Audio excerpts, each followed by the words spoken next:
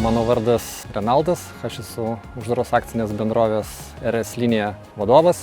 Dirbame nuo 2006 metų, pagrinde užsiemam klijais, klijavimo technologijom, pakavimo medžiagom, klijavimo įrangą.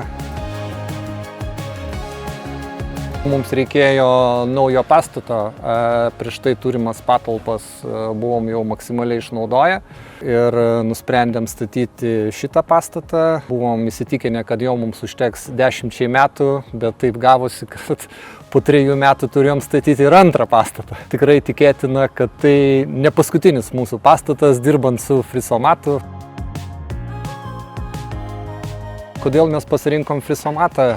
Greitas sprendimas, labai lengva komunikacija. Inžinerinis sprendimas atitiko mūsų lūkesčius, kadangi konstrukcija yra cinkuota ir tikrai neturim jokių problemų su priežiūra, su rudimis ir panašiai. Taip pat buvo pasiūlytas mums reikalingas ploto variantas, kuris neturi kolonų viduje.